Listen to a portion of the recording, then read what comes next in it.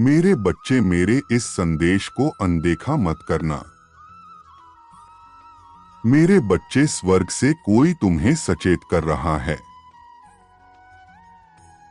तुम्हारे जीवन में एक संकट का आगमन होने वाला है, जिसे तुम्हारे लिए टाल पाना कठिन है। यह एकमात्र संदेश ही नहीं, बल्कि पूर्व चेतावनी है उन सभी जागृत आत्माओं के लिए जो सही दिशा में बढ़ रहे हैं, ताकि वह खुद को पहले से उस स्थिति के लिए तैयार कर सके जो होने जा रहा है।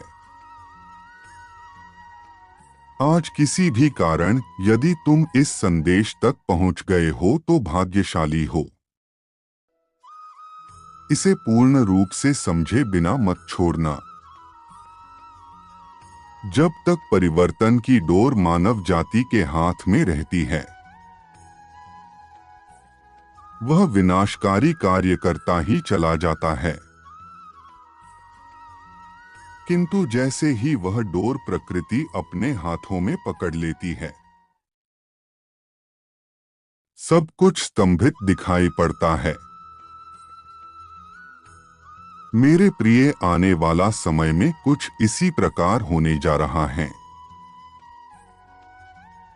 जहां सब कुछ स्तंभित, भ्रमित और विनाशकारी दिखाई देगा। ब्रह्मांड के कुछ ग्रह अपने ही स्थान पर स्तंभित हो जाएंगे। बुद्धि में भ्रम और हिंसा उत्पन्न करने वाले ग्रह अधिक ऊर्जा में होंगे। सूर्य अच्छे और बुरे ग्रहों के बीच की स्थिति में फंसा हुआ महसूस करेगा। ऐसे में संपूर्ण मानव जाति एक भ्रम की स्थिति महसूस करेगी, जहां चारों तरफ विचित्र और दुखद घटनाएं सुनाई देगी। मेरे प्रिय, मैं तुम्हें भयभीत नहीं करना चाहता, बल्कि सावधान करना चाहता हूं। जब जब संकट चरम पर आया है, क्या तुम्हें हानि हुई है? चाहे कोरोना काल की भयानक स्थिति हो या मंदी का दौरा, सभी पुण्य आत्माओं ने कुछ समय को वैसे ही पार किया, जैसे एक स्वप्न से निकलकर दूसरे स्वप्न में प्रवेश होता है। ठीक ऐसे ही तुम इस समय से निकल जाओगे। किंतु अभी से तुम्हें सावधान होना चाहिए। जीवन हमेशा एक सा नहीं रहता। परिवर्तन को स्वीकार कर ही हम अपनी हताशा, निराशा से उबर सकते हैं और समय के साथ चलकर अपने जीवन को सुखमय बना सकते हैं। दरअसल परिवर्तन को स्वीकारना ही हमें गतिशील बना सकता है। परिवर्तन को स्वीकारना साहस का काम है, क्योंकि इसके लिए गतिशील, कर्मशील होना होगा। जीवन में आई मुश्किलों से संघर्ष करना होगा। संघर्ष ही हमारे जीवन में विकास के बीज बोता है। दिसंबर 2023 मूल्यांकन का समय है, अर्थात अपने कर्मों का मूल्यांकन और ईश्वर की स्तुति,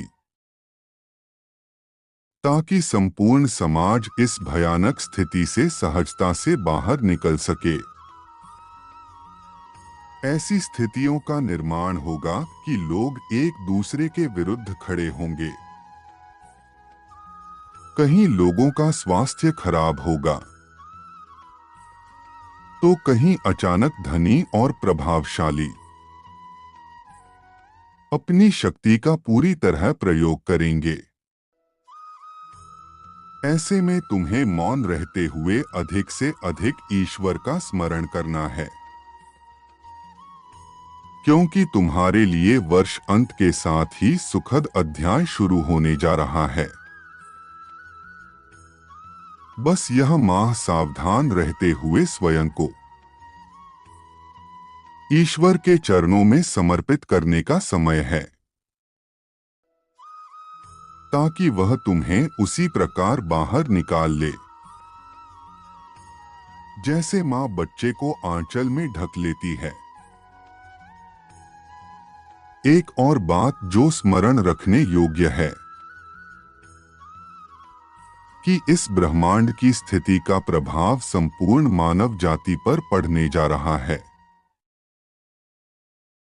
इसलिए ऐसी स्थिति में अपने प्रियजनों और अपने सभी संबंधियों से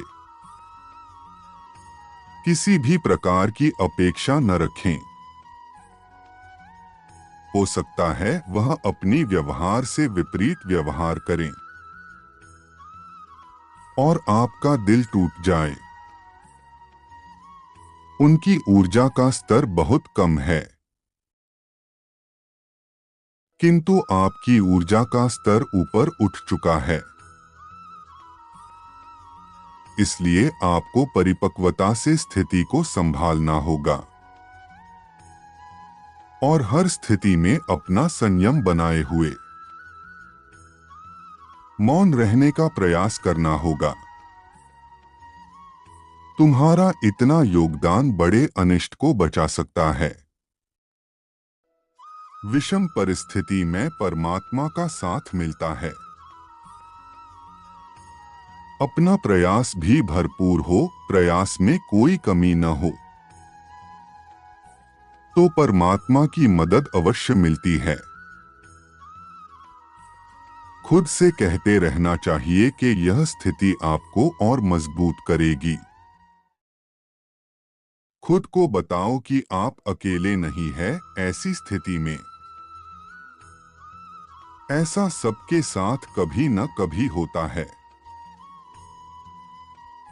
खुद को याद दिलाते रहो कि समय अवश्य बदलता है। आप ऐसी स्थिति में आए हो तो कुछ समय पश्चात निकल भी जाओगे। ईश्वर पर विश्वास और मजबूत करें। क्या तुम इसके लिए तैयार हो? यदि हाँ, तो तुम्हें उपहार स्वरूप नवीन वर्ष के साथ एक नवीन जीवन मिलने जा रहा है, जहां तुम्हारी सारी इच्छाएं जो क्रमबद्ध तरीके से